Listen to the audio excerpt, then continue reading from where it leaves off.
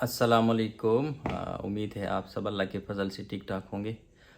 मेरा नाम डॉक्टर इमरान है और इस वीडियो में मैं जो स्ट्रोक है यानी फ़ालज है, उसके बारे में मैं आप लोगों के साथ कुछ इन्फॉर्मेशन शेयर करूंगा कि इसके टाइप्स क्या है, सिम्टम्स क्या है, इन्वेस्टिगेट कैसे करते हैं इसको, और फिर उसके बाद उसके मैनेजमेंट या ट्रीटमेंट क्या है। ठीक है, तो इस वीडियो में मैं इस टॉपिक को कवर करूँगा इंशाल्लाह। अच्छा जी, तो जैसा कि मैंने कहा, स्ट्रोक या फालज को आज डिस्कस करते हैं। देखिए, मैं आयरलैंड में काम करता हूँ, तो यहाँ पे जैसा स्ट्रोक को मैनेज करते हैं मैं उसकी बात करूँगा। पाकिस्तानी डॉक्टर्स और यहाँ के डॉक्टर्स में थोड़ा बहुत फ़र्क हो सकता है, लेकिन बेसिक प्रिंसिपल्स और बेसिक चीज़ें एक ही जैसी है। ठीक है, स्ट्रोक यानी फ़ालज, जिसको आप लोग जिससे वाकिफ़ है कि जब किसी को फ़ालज हो जाए तो उसका मतलब ये है कि दिमाग के एक मख़सूस हिस्से को या जो खून है वो आना बंद हो जाता है, जो ब्लड फ़्लो है वो बंद हो जाता है या कम हो जाता है, और दूसरी सिचुएशन में उसमें हेमरेज हो जाता है। तो इन दोनों कंडीशंस में जो ब्रेन सेल्स है वो डाई हो जाते हैं, यानी वो मर जाते हैं, जिसकी वजह से ब्रेन का जो मखसूस हिस्सा है वो जो काम करता है वो काम करना छोड़ देता है। ठीक है, तो यही वजह है कि आप लोग देखते हैं और हम देखते हैं कि अगर किसी को फारज हो जाए तो या तो फिर उसका कोई हाथ पाँव कमज़ोर हो जाता है, और उसके अलावा कोई मुंह एक तरफ टेढ़ा हो जाता है, या फिर वो बोल नहीं सकता, स्पीच प्रॉब्लम्स। ठीक है, तो ये सब कवर करेंगे। तो कहने का मतलब यह है कि स्ट्रोक का मतलब ये है कि कोई ऐसी कंडीशन कि जिससे ब्रेन को ब्लड फ्लो कम हो जाए, या फिर उसमें हेमरेज हो जाए, ब्लीडिंग हो जाए, जिसकी वजह से ब्रेन सेल्स डेड हो जाते हैं। इसके बेसिकली टू टाइप्स हैं। एक इस्केमिक स्ट्रोक, ठीक है, जिसका मतलब ये है कि blood flow into the brain is blocked. ठीक है, यानी किसी आर्टरी में ऐसा कोई थ्रम्बस होता है, कोई ऑब्स्ट्रक्शन हो जाता है, जिसकी वजह से ब्रेन के एक मखसूस हिस्से को, दिमाग के एक मखसूस हिस्से को ब्लड फ्लो कम हो जाता है या बंद हो जाता है, और उसी वजह से वो हिस्सा जो है उस पर असर पड़ जाता है, और जो वो हिस्सा जो काम करता है बदन के लिए वो छोड़ देता है वो काम करना। ठीक है, और दूसरा जो टाइप इसका है, second type of stroke is haemorrhagic stroke. ठीक है, पहला हमने कहा ischaemic stroke, second is haemorrhagic stroke. अब हेमरेज में ऐसा होता है कि जो दिमाग के अंदर वेसल्स होते हैं, आर्टरीज होते हैं, उनमें फट जाता है, और उसकी वजह से ब्लीडिंग हो जाती है ब्रेन में। तो जिस हिस्से में ब्लीडिंग हो जाती है उस हिस्से का जो फंक्शन है वो लॉस हो जाता है। ठीक है, और इसके आम तौर पर इसके सिम्टम्स एक जैसे होते हैं, लेकिन जो हेमरेजिक स्ट्रोक है इसके साथ पेशेंट अक्सर डिक्रीज कॉन्शियस लेवल के साथ आ जाता है, और उसका जीसीएस स्कोर है, ग्लासगो कोमा स्केल, वो कम रहता है। ठीक है, नॉर्मली 15 एंड वो कम रहता है। तो ischaemic stroke and haemorrhagic stroke, ये तो टाइप्स हो गए। सही है, अब इसके सिम्टम्स यानी अलामात की तरफ आते हैं। अब स्ट्रोक के अलामात क्या होंगे, इसके बारे में बात करते हैं। देखिए, स्ट्रोक के जो अलामात हैं वो यूजुअली अचानक आते हैं, सडन ऑनसेट। ठीक है, sudden onset, facial weakness, arm weakness, leg weakness, और सडन लॉस ऑफ विजन और sudden problem with the vision. ठीक है, हम आयरलैंड में इसमें इसको कोई भी अगर स्ट्रोक आ जाए ना, तो हम इसको फास्ट कॉल कहते हैं, FAST।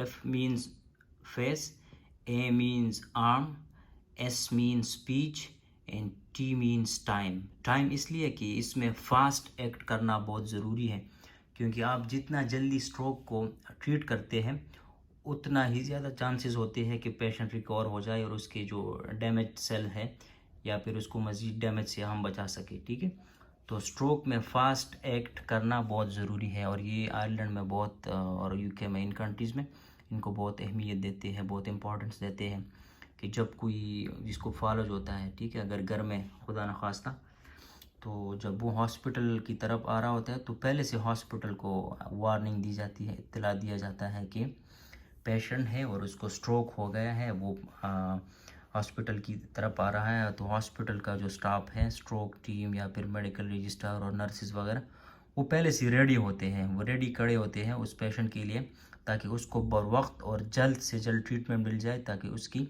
जो प्रॉब्लम है, कॉम्प्लिकेशंस हैं, उससे बचाया जा सके। कॉम्प्लिकेशंस के बारे में आखिर में बात करेंगे, क्योंकि लेकिन मैं यहाँ पे आप लोगों को बताता चलूँ कि ये इसीलिए इतना इम्पोर्टेंट है कि स्ट्रोक जो है, फालज जो है, ये इससे बंदा डिसेबल हो जाता है। यानी अगर किसी की फॉर एग्ज़ाम्पल किसी की टांग कमज़ोर हो जाए, किसी का हाथ कमज़ोर हो जाए, तो वो भी चलने फिरने के काबिल नहीं रहता ना अक्सर, अगर टाइम पे ट्रीटमेंट ना मिले, सही ट्रीटमेंट ना मिले। इसीलिए बहुत ज़रूरी है कि पेशेंट को डिसेबिलिटी से प्रिवेंट करने के लिए और उसकी फंक्शनल मोबिलिटी को बरकरार रखने के लिए बहुत जल्द और मुअस्सर ट्रीटमेंट ज़रूरी है स्ट्रोक के लिए, ठीक है। तो सिम्टम्स तो ये हो गए कि फेशियल ड्रूप हो सकता है, मुंह एक तरफ टेढ़ा हो सकता है, ठीक है, अचानक, और आर्म वीकनेस हो सकती है, लेग वीकनेस हो सकती है, पेशेंट को वॉकिंग में प्रॉब्लम हो सकती है, एंड स्पीच प्रॉब्लम, पेशेंट या फिर बिल्कुल म्यूट होगा, यानी बिल्कुल कुछ बातें नहीं कर सकेगा, या फिर वो ऐसी आवाज़ें देगा जिसको समझना मुश्किल होगा, यानी स्लर्ड स्पीच, ठीक है। तो ये बेसिकली सिम्टम्स है, अलामात है स्ट्रोक की, और ये सडन ऑनसेट होते हैं, यानी अचानक, ठीक है, ऐसे वन गो में। सही है। ये तो सिम्टम्स हो गए। इसके बाद इन्वेस्टिगेशंस भी आते हैं। मैं आयरलैंड की बात करूँ तो जब पेशेंट स्ट्रोक के साथ आता है तो उसको 10 से 15 मिनट में सीटी स्कैन कराना होता है, सीटी ब्रेन, ठीक है। सबसे इम्पॉर्टेंट जो इन्वेस्टिगेशन है वो सीटी ब्रेन है, CT scan of the brain, यानी दिमाग का सीटी स्कैन, और सीटी एंजियोग्राम इंट्राक्रैनियल, और दिमाग के जो वेसल्स है, जो आर्टरीज है, उनका सीटी एंजियोग्राम, ठीक है। वो दोनों बहुत ज़रूरी है, वो ऑन द स्पॉट हो जाता है विद इन 10 to 20 मिनट्स। यहाँ पे अगर पेशेंट आ जाता है इमरजेंसी में स्ट्रोक के साथ, सिम्टम्स के साथ, तो उसका सीटी स्कैन, सीटी ब्रेन और सीटी एंजियोग्राम 10 से 15 या 20 मिनट में हो जाता है। सही है। ये बहुत ज़रूरी इन्वेस्टिगेशन है, क्योंकि इससे पता चल जाता है कि क्या दिमाग में कोई ब्लीडिंग तो नहीं है, ठीक है। इसको ब्लीडिंग को रूल आउट करने के लिए सीटी ब्रेन बहुत ज़रूरी है। और इसी तरह सीटी एंजियोग्राम इंट्राक्रैनियल जो करते हैं, वो उसकी इंडिकेशन ये है कि कोई स्मॉल वेसल या आर्टरी जो है उसमें कोई थ्रोम्बोसिस या उसमें कोई एम्बोलस तो नहीं है, कोई इसमें कोई ब्लॉकेज तो नहीं है, सही है, जो सीटी एंजियोग्राम के ज़रिए सामने आ सकता है, और फिर उसके मुताबिक उसकी ट्रीटमेंट है। इसके अदर इन्वेस्टिगेशंस बाद में एमआरआई करना होता है, ठीक है। अगर सीटी ब्रेन नॉर्मल हो तो एमआरआई फिर बाद में करते हैं, तक ये अमूमन एक दिन बाद होता है यहाँ पे। और अगर फालज हुआ है तो एमआरआई पे उसको पिक करते हैं, ठीक है। इसके अलावा डॉपलर अल्ट्रासाउंड जो है कैरोटिड आर्टरीज के बायलैटरल, वो करते हैं, ताकि उसमें उसको कोई स्टेनोसिस वगैरह उसको रूल आउट कर सके, और अगर कोई स्टेनोसिस है तो उसको फिर ट्रीट कर सके, ठीक है। इसके अलावा और भी इन्वेस्टिगेशन है, लेकिन वो depend on the cause and the age of the patient. उसमें आप TFTs कर सकते हैं, विटामिन B12 कर सकते हैं, फोलेट कर सकते हैं, तो B12, फोलेट और ये TFTs वगैरह, ठीक है। अगर यंग पेशेंट है तो उसमें हम ऑटो इम्यून स्क्रीन भी कर सकते हैं, क्योंकि अक्सर वेस्कुलाइटिस में भी उसके वजह से भी स्ट्रोक और ये चीज़ें हो सकती हैं। ये तो बेसिक इन्वेस्टिगेशंस हो गई स्ट्रोक की। उसमें सीटी ब्रेन जैसा कि मैंने कहा, और सीटी एंजियोग्राम बहुत ज़रूरी है, और ऑन द स्पॉट, यानी within 10 to 20 minutes on arrival to emergency and the hospital, वो ज़रूरी है। तो अब इसकी मैनेजमेंट या ट्रीटमेंट की तरफ आते हैं। इसकी एक तो एक्यूट ट्रीटमेंट है, आयरलैंड में इसी तरह करते हैं कि अगर पेशेंट आ जाए और उसको प्रॉपर डिसेबल हुआ हो, मतलब उसको सिम्टम्स हैं, फॉर एग्ज़ाम्पल लेग वीकनेस है, उसको आर्म वीकनेस है, या फिर स्पीच प्रॉब्लम है, या फिर फेशियल ड्रूप है, तो यहाँ पे एक स्केल है NIHSS, national institute of health sciences stroke scale, ठीक है। उसका एक स्केल है, उससे ये डिफरेंट, उसमें आर्म वीकनेस और फेशियल ड्रूप और स्पीच और कॉन्शियस लेवल और ये चीज़ें हैं, उसको कैलकुलेट करते हैं और उसके बेस पे फिर उसको कहते हैं कि ये मेजर स्ट्रोक है या माइनर स्ट्रोक है और इसमें कितनी डिसेबिलिटी हुई है और क्या मैनेजमेंट है उसकी, ठीक है। वो तो पाकिस्तान में मेरे ख्याल में मुझे नहीं पता कि होगा कि नहीं, लेकिन यहाँ पे है NIHSS कोड। उसके बाद मैनेजमेंट की तरफ आते हैं, ठीक है। अगर एक्यूट स्ट्रोक है पेशेंट को और फॉर एग्जांपल पेशेंट का एक लेग वीक है और उसका NIHSS कोड फॉर एग्जांपल 10 है, उसमें फेशियल ड्रूप भी है और थोड़ा सा स्लर्ड स्पीच भी है फॉर एग्जांपल, तो फिर और CT ब्रेन हम करते हैं, उसमें कोई हेमरेज नहीं है and the patient's symptoms have started in less than 4.5 hours. 4.5 hours एक विंडो पीरियड है थ्रोम्बोलाइसिस के लिए। थ्रोम्बोलाइसिस का मतलब ये कि आप एक इंजेक्शन देते हैं, यहाँ पे टिनेक्टिव प्लेस देते हैं और उसका मकसद ये होता है कि जो बंद शरियाने, ये जो ब्लॉक्ड आर्टरीज होते हैं ब्रेन में जिसकी वजह से स्ट्रोक हुआ हो, उसको खोल सके या उसको डिज़ोल्व कर सके और जो इसको इफ़ेक्ट्स हैं उनको मिनिमाइज कर सके, ठीक है।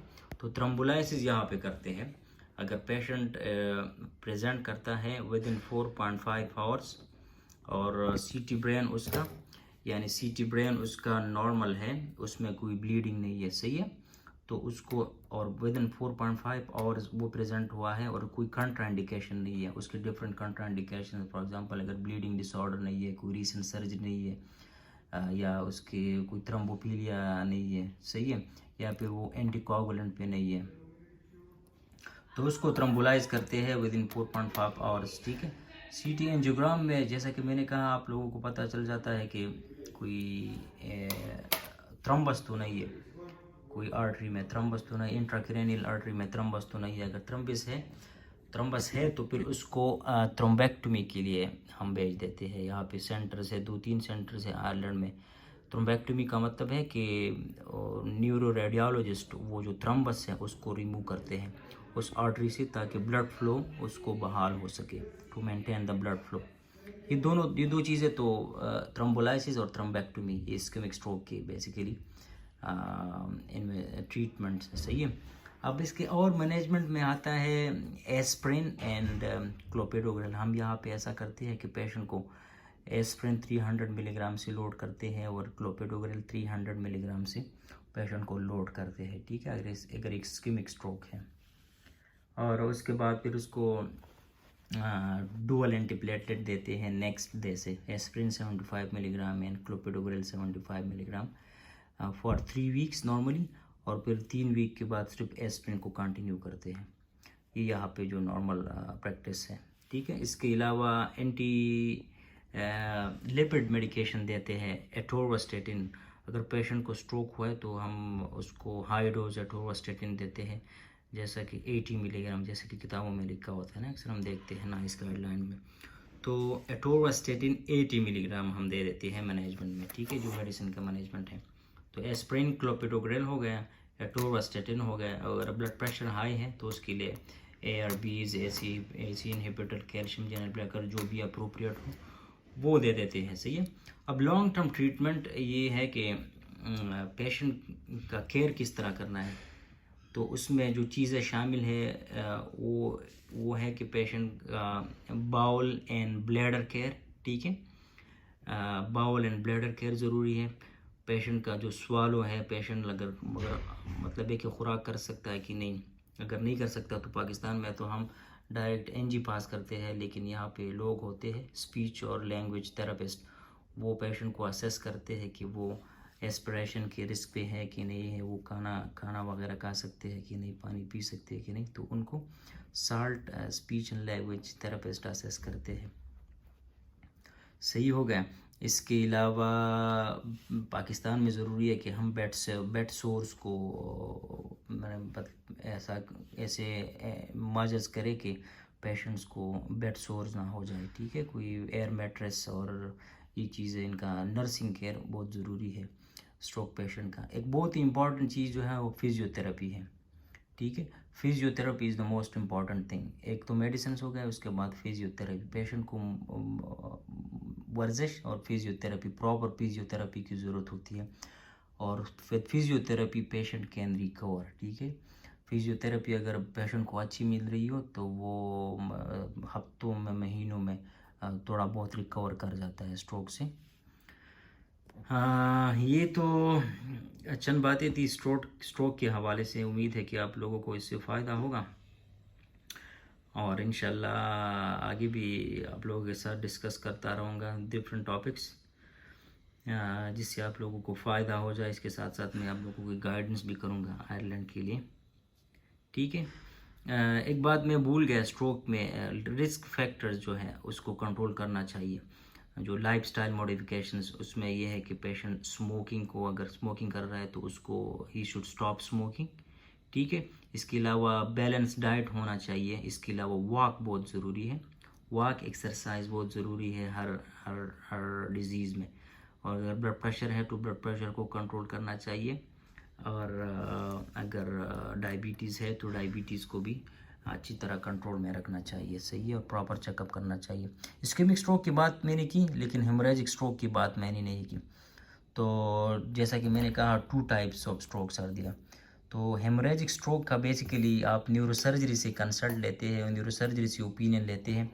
अगर वो कहते हैं कि हाँ पेशेंट को शिफ्ट करें, हम उसको सर्जरी करेंगे, तो सही है। लेकिन मोस्ट ऑफ द केसेस वो न्यूरोसर्जरी नहीं करते और कहते कि कंजर्वेटिव मैनेज करे पेशेंट को और उसका ब्लड प्रेशर कंट्रोल में रखे। तो ये बेसिकली हेमोरेजिक स्ट्रोक का management most of the time conservative होता है, अनलेस कि बहुत कम केसेस में न्यूरो सर्जरी हो जाती है पेशेंट की, और उसको और जो ब्लीड है उसको इवाकुएट करते हैं, उसको रिमूव करते हैं। लेकिन उसकी बेसिक प्रिंसिपल ये है कि आप ब्लड प्रेशर को कंट्रोल करें। Less than 140 systolic is the target in haemorrhagic stroke, ठीक है।